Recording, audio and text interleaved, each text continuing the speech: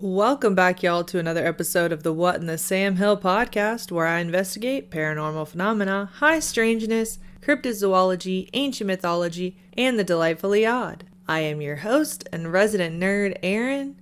Before we get into the meat and potatoes, I want to remind you that source links for my research will be in the show notes, so check that out if you want more information. With that said, let's get weird. This week we are talking about the infamous Chupacabra, which literally translates as goat sucker. The Chupacabra is a Latin American myth predominantly found in Puerto Rico, northern Mexico, and the American Southwest. But as the mythos has spread, reports have been made in Maine, Chile, India, Russia, the Philippines, and other unexpected places. Most of these reports are vague and, frankly, without evidence, so they have been dismissed as one thing or another. Compared to Bigfoot, the Chupacabra is a relatively new phenomenon. There are some old accounts of something similar to the Chupacabra, but skeptical investigator Benjamin Bradford warns against lumping these together as there are some differences in the accounts.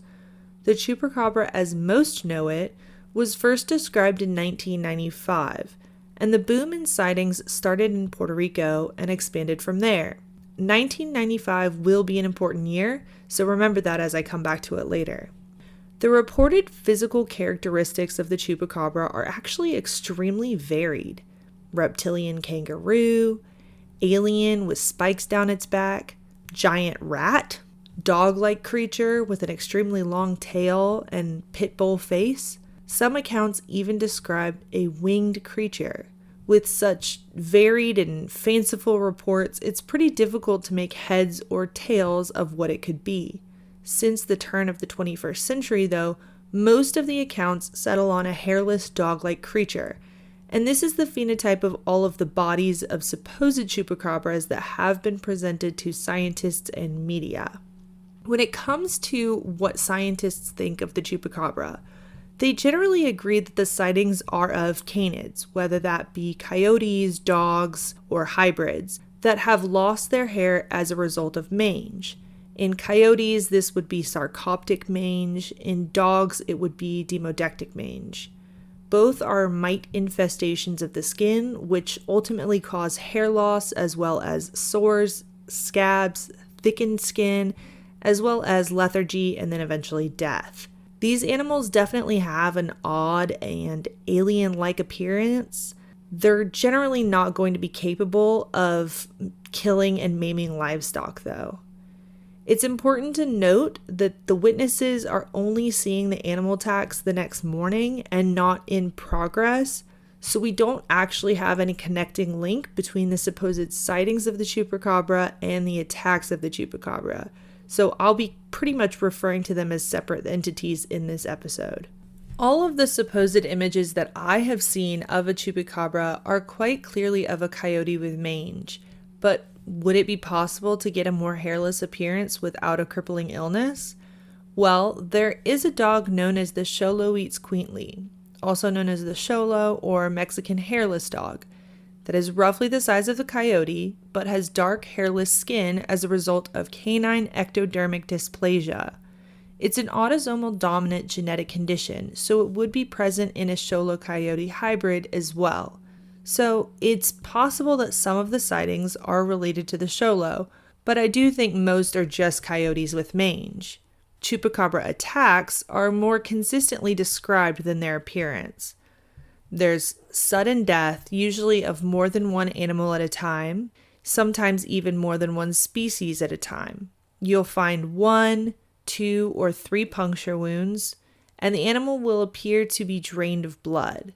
This is often misidentified, though. Many veterinary necropsies have found that the cardiovascular systems of the victims remain intact after death. The attacks are not always limited to the blood, though. Some of the initial reports coming from Puerto Rico in 1995 said that the Chupacabra sucked out the animal's blood, then disemboweled the animal and ate the guts. Typically, the victims are medium-sized farm animals, pigs and goats, for example, but horses, cows, pigs, goats, dogs, cats, Chickens, rabbits, geese, and even parakeets are said to have been attacked by the chupacabra. Obviously, that's ridiculous. Horses and parakeets are not on any predator's menu side by side. I think that's mostly the product of hysteria, as the vast majority of reports involve those medium-sized animals I mentioned previously. But it is important to recognize that some accounts have different species of animals getting attacked on the same farm on the same night, which is not what I would expect from a typical predator. In the summer of 1995, a movie called Species was released. It included an alien-human hybrid that scientists instantly regretted creating, so they hunted it down, hoping to kill it before it could breed with a human and create a much bigger issue. It's a cheesy 90s sci-fi flick, but Benjamin Bradford credits it for contributing to, if not outright causing, the Chupacabra legend, because many of the early Chupacabra reports in the mid-1990s pull characteristics directly from the Sill character in Species. With this influence and the obvious inconsistencies in reports of physical characteristics, I don't want to focus too much on what animal might be misidentified as a chupacabra, though we hit on it some already with the mange-afflicted coyotes. Mostly, I want to see what pre-1995 reports I can find of chupacabra-like attacks. I know that Benjamin Bradford thinks it's a separate phenomenon, but if everything post-1995 is tainted by the movie, I need to see what existed in the culture before 1995. I don't want to be chasing Slender Man or the Headless Horseman. I want to know the legend before the Hollywood contamination. That brings me to Fort Worth, Texas in 1906. Allow me to read straight from this account. Several weeks ago, R.H. Beck, a farmer of the section referred to, discovered that 3 of his hogs were dead in the pens. He thought that cholera had broken out among his swine and began to take precautions against the spread of the disease. Several days later, he discovered 2 other dead hogs. He was still inclined to favor the cholera theory and redoubled his efforts to stamp out the plague. The following morning, L.C. Trimble, another farmer of that vicinity, found 5 hogs dead among his drove. Near one of the hogs was a tiny pool of blood. Investigation revealed a small puncture just over the jugular vein on each of the animals. He communicated the startling intelligence to his neighbors, and Mr. Beck examined the bodies of the hogs that had died in his pens. He discovered the same minute puncture just over the jugular vein. By this time, the hog owners were thoroughly enraged and mystified. They presumed, of course, that some individual, insanely bent, was guilty of the depredations. The punctures seemed to have been made with a very fine, pointed knife blade. In February through July of 1975, we have the incidents of the Vampire of Mocha in Puerto Rico. In total, hundreds of farm animals, including cows, goats, pigs, geese, and chickens, were found with puncture marks on their bodies and, according to the necropsies, without any blood. One thing that stands out from 1906 is that the puncture wounds are not all in the jugular vein, but I'm not sure if they were still in the region of other major veins or arteries. They didn't say.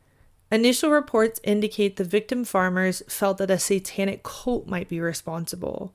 Some, like paranormal researcher Scott Corrales, believes the Mocha vampire to be related to UFOs. But let's discuss what it could be instead. My favorite theory of the Chupacabra comes out of the initial 1995 reports in Puerto Rico. It was a humor column in the San Juan Star that said a political party was killing the animals to divert attention while it registered voters for the San Juan mayoral election. It's of course not true, nor did anyone think it was, considering it was in a humor column. But it does make me giggle from a conspiracy theorist perspective, considering the sleight of hand we see from political operatives every day. But let's get into some more realistic theories. When reading that 1906 report, I found myself marveling at the single puncture wound. That, to me, doesn't sound like an animal attack. If it was a dog attack, for example, as most of the veterinarians who perform necropsies on supposed chupacabra attacks suggest, I would expect at the minimum both canines to puncture. To have just one tooth puncture suggests to me that the dog's head would have to be at such an angle that the single tooth would create a gash instead of a true puncture. Not only that, the vast majority of dog attacks involve multiple bites at multiple locations across the body, and quite frankly, chunks missing from the attacked animals. Even in cases where only one dog is the attacker, which is approximately half of all dog attacks on livestock, the dog will take chunks out of multiple animals. That's inconsistent with what we see here in 1906. Interestingly, because of their genetic condition, the Xolo dogs I mentioned earlier also have oligodontia, so they are missing teeth, and the teeth they do have are oddly shaped, more like a cylindrical shape than a triangular shape. If any dog was capable of making such odd wounds, it would have to be the Xolo, but I'm still skeptical.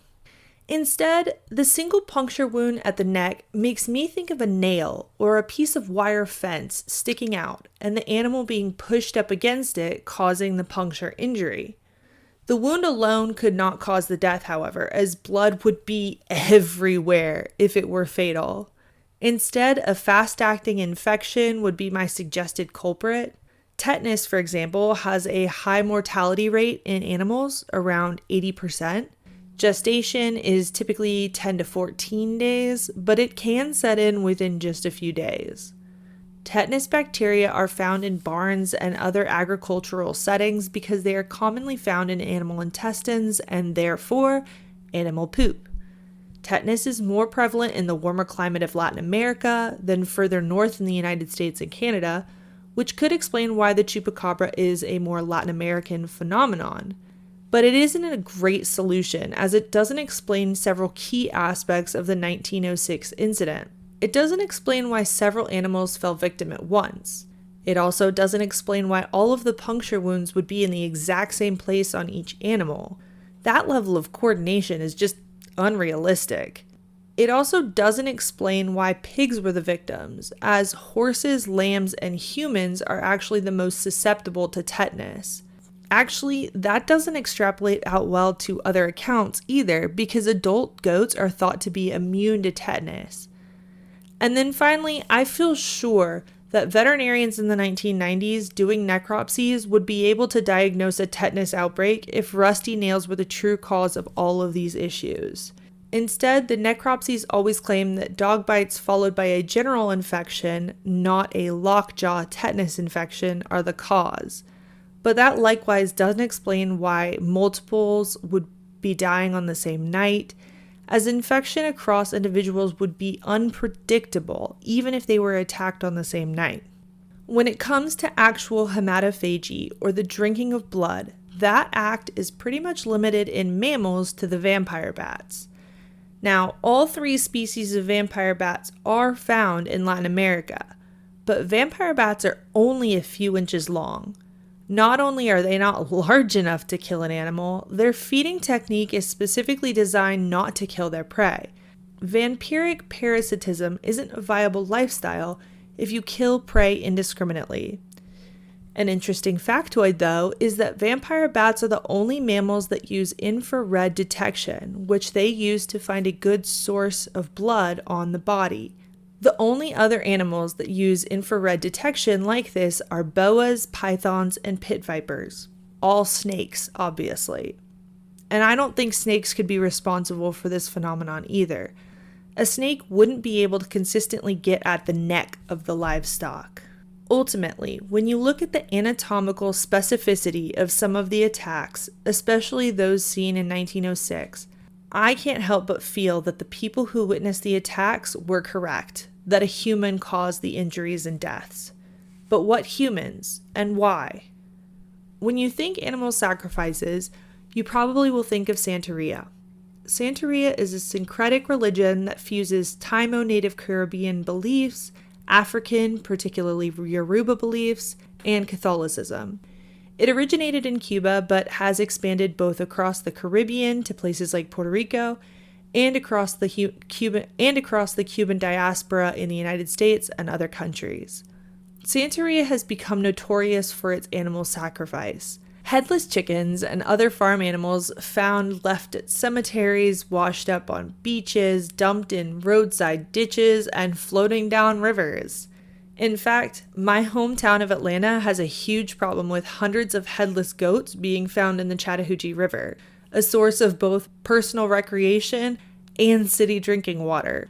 Santeria has been blamed for these slain livestock, but Santeria isn't as monstrous as it is made out to be in the media. Yes, blood sacrifices do occur, especially and almost exclusively of livestock, but in the vast majority of animal sacrifices within the religion,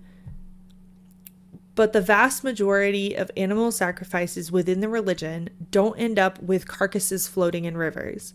Actually, in most Santeria sacrifices, the animal would have their carotid artery cut. Then the blood would be put on the altar for the specific orisha, or spirit if you will, and the meat would be cooked and eaten by the family as part of participating with the spirit in the ritual.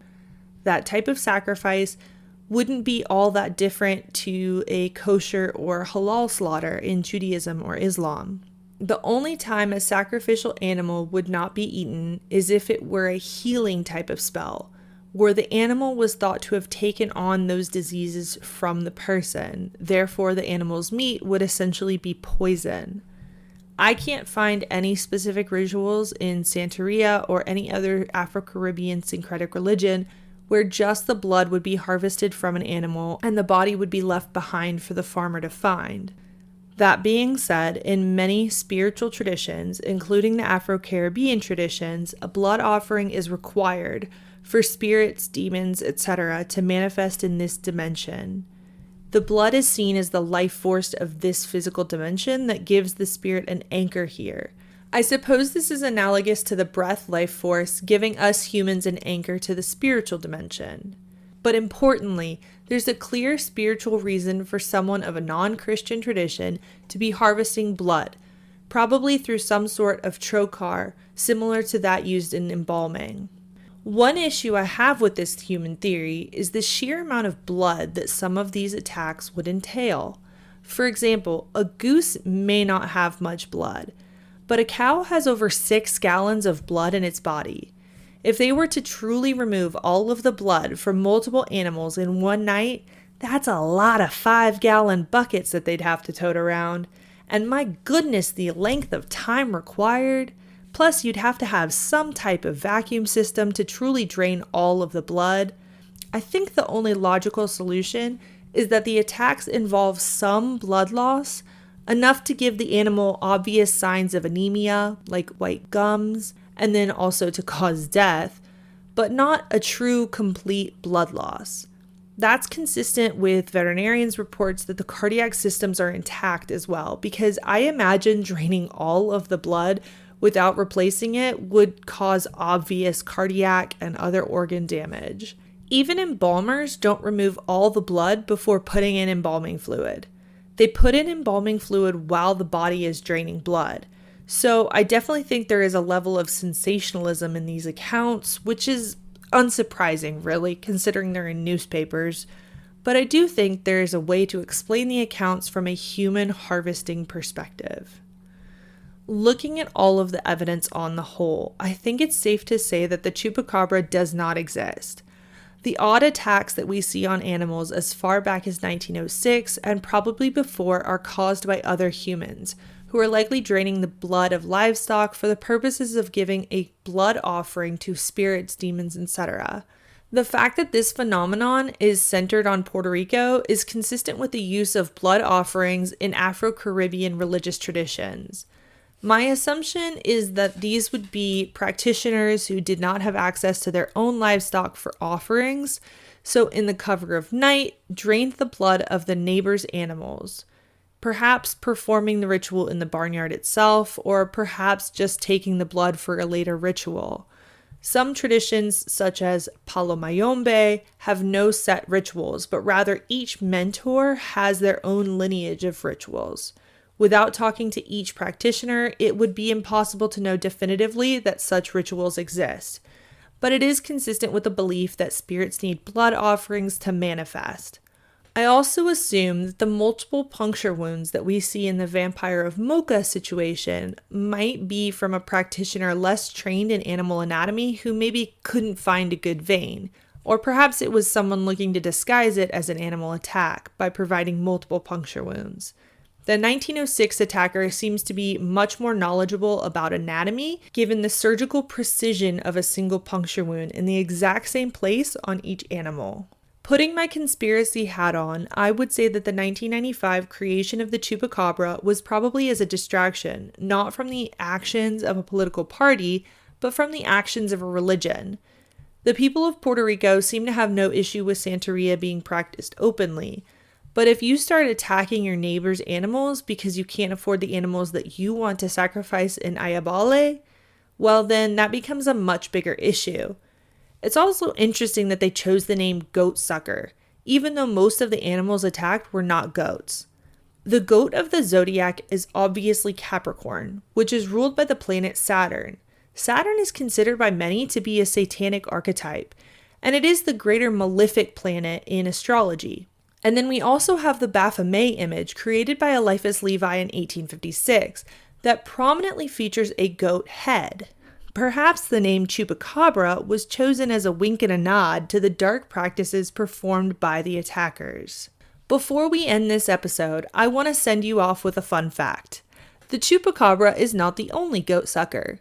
There is a genus of birds known as nightjars, whose Latin name is Caprimulgus, from the Latin capra, meaning goat, and mulgere, meaning to milk. There was a myth going back a couple thousand years that these nocturnal birds would suck the milk out of the teats of the goat. It was actually described by Pliny the Elder in Natural History with the following: those called goat suckers, which resemble a rather large blackbird, are night thieves. They enter the shepherd's stalls and fly to the goat's udders in order to suck their milk, which injures the udder and makes it to perish. And the goats that they have milked in this way gradually go blind. In reality, these birds eat the insects that flock to the barnyard at dusk, and those blind goats are probably dealing with some sort of infestation. So these nightjars are definitely unrelated to the Chupacabra myth, but I did just find it fascinating that there was another goat sucker out there. That's going to wrap it up for this week's episode. If you have any experiences or thoughts you want to share, please reach out via Substack, Twitter, Instagram, email, or even snail mail.